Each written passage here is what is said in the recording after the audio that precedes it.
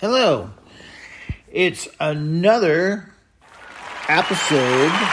That's an afternoon episode of the Dupree Pinnacle Hip Litigation podcast. This one, just like the last couple, is going to be very short because they're all parts of the same topic.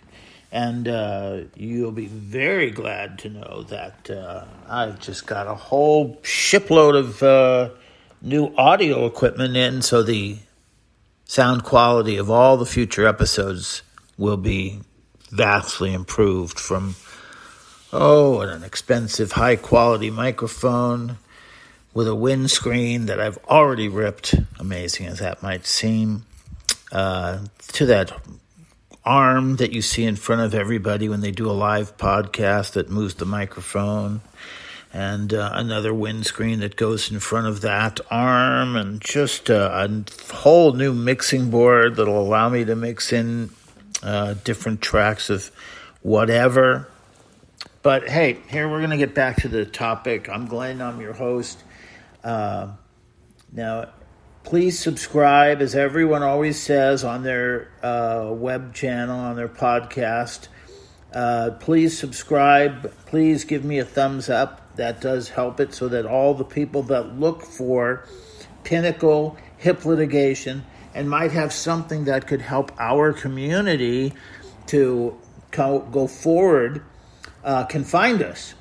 The less people that subscribe, the less people that give us a thumbs up, the harder it is to find us. And we want to make it so that everyone can find us. But to be sure, I will never spam you or give your name or your email address to anybody. Ever. That does not happen. I don't give those out. If you'd like to support our work on Patreon and give us a bunch of money, we don't take money. So thank you for the thought. We're not on Patreon because we don't need a place to ask for money. Interestingly, the Patreon pages of other people I look at, and it's just, I don't know how much you look at YouTube or anything else about you, but the important thing is it's just that every YouTube video you watch now is 2 to 5 minutes of hook to get you to watch, where they claim to have something amazing that you need to see, and then 10 minutes of, if you want to support us on Patreon, here you can just, as little as, it's just a commercial. It's just as bad as commercial television was when it was at its very worst. And I remember when it was at its very worst, it was awful. You would watch 5 minutes of TV and get 3 minutes of commercial because you had no choice. That was the only way and the only venue where you could watch. That was when finally somebody said, we've had enough of this crap, and came out with cable TV. How did we get to cable TV? We didn't, but we're going to get back right now to the Pinnacle Hip Litigation. I really need to hear from you people. And the only thing I'm doing is, in order to make sure that it doesn't interfere with my personal life, or lack thereof, I want to get an email address that I can use that will totally be only for your results and the information you want to give me about this case. Because we do want to find out how many people took the offer from Johnson & Johnson back in 2019 and early 2020 when they asked Judge Kincaid, I don't know if you know this, they asked Judge Kincaid for a continuance. They were in the middle of a trial. This was the third trial.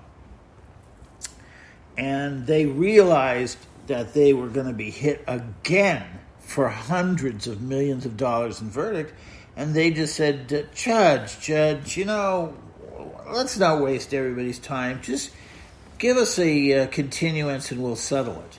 Most judges would say no. They would say, look, this trial does not stop you from settling your cases.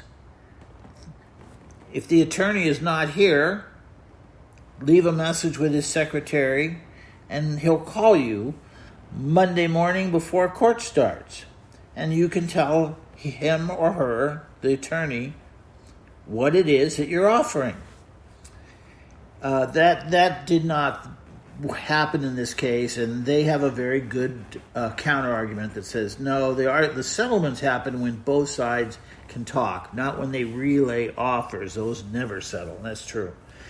The settlements happen when I can say, as your attorney, to the attorney for Johnson & Johnson, no, your offer is unfair. Let's take a look at this. My client was disabled for 12 years. Yes, I agree. It was not totally disabled. He could still do some things. She could still go skiing, but she was not able to to hike up the sides of mountains. She had to give that up, and many, many other different elements that would cause this type of negotiation to eventually land on an agreeable amount.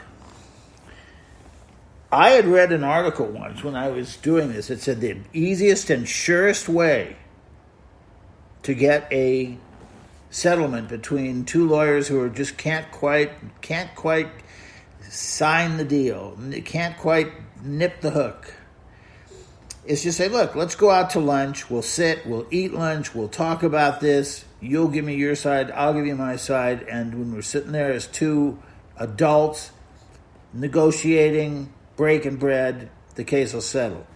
And I did that 5 or 6 times. It worked every time.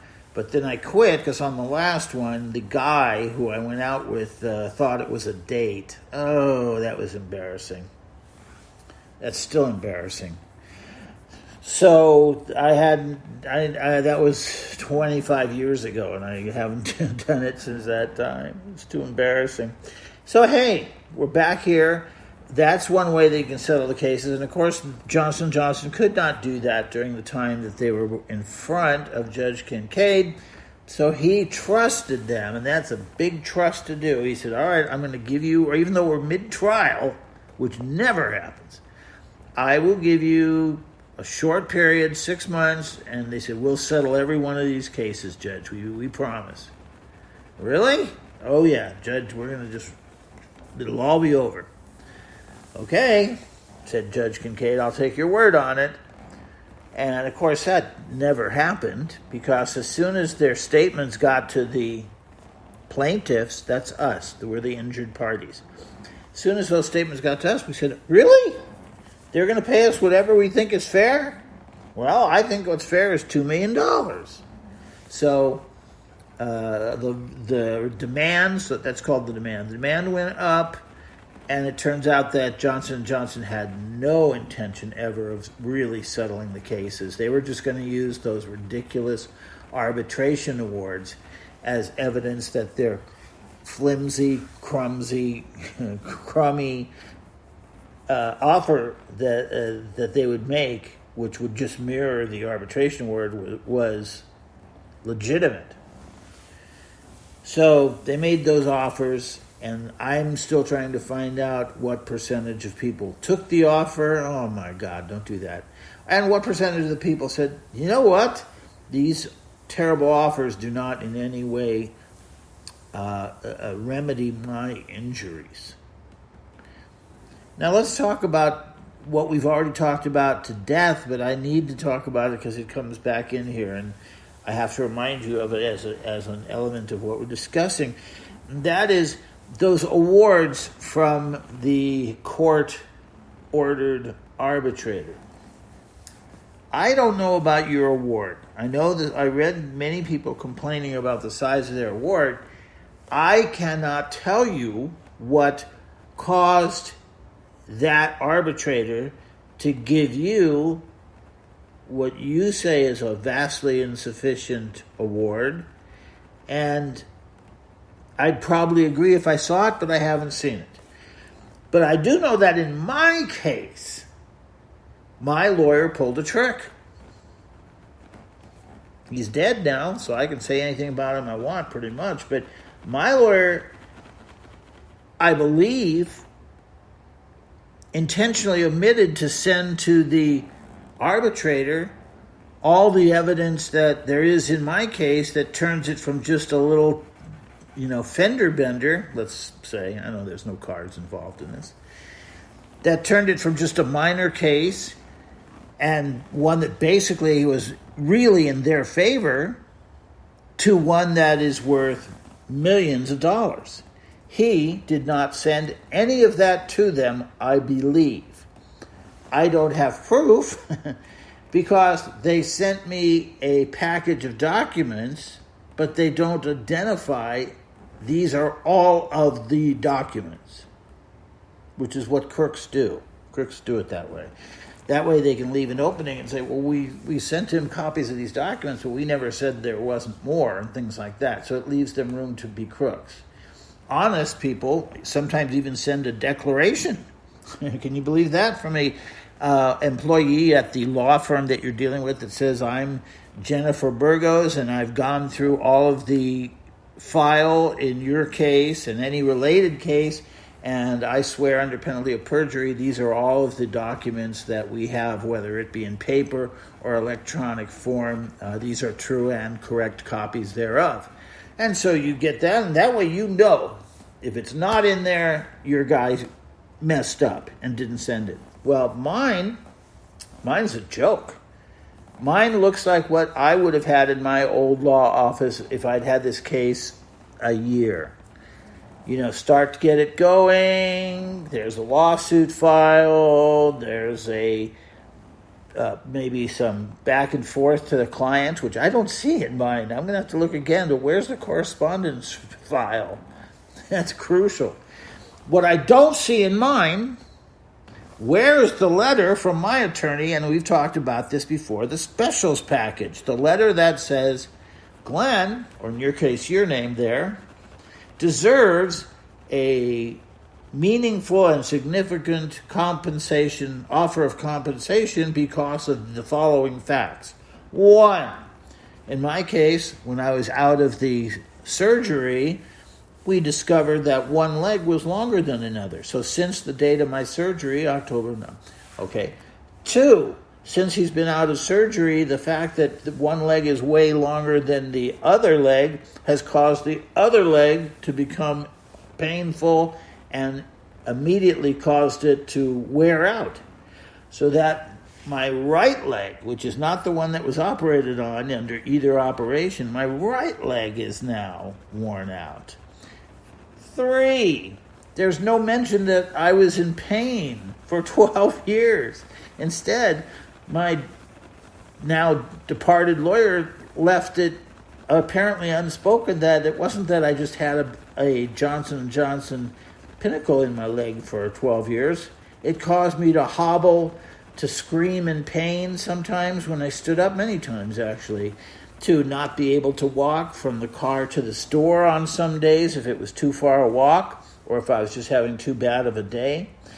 The surgery left me not only in pain, we're talking about the revision surgery, back to the revision surgery, it left a huge scar. And we're talking about one of, I would say it looks roughly like half of a dinner saucer. So maybe let's say 6 or 7 inches, and it's in the shape of a half moon, and it's on my left hip. Who's going to see it? I don't know, but it's worth money. If you're disabled or if you're disfigured, and you have to go through that in order to fix the problems Johnson & Johnson caused you, that's worth a lot of money. It caused me also to be disabled. Not only can I not walk well because I've got one foot at 3/8 of an inch longer than another, but now it causes my right hip to hurt. And last and least, for at least a year following the surgery, so that would be from October 18th, 2018 to October 2019, roughly, it caused me total initially and then partial incontinence. What is that? That means that when you have to go to the bathroom, you get 1 second notice. You get 1 second notice that says you're going to have to pee right now. You better get in the bathroom right now or you're going to pee in your pants. Well, that's not very fun. That makes it very difficult to go on a trip from your house to, let's say, something that's 30 miles away. Or let's say you want to just go to the market. How do you go to the market if you only get 1 second notice that you're going to have to pee? It was very difficult, and it caused me to have to order everything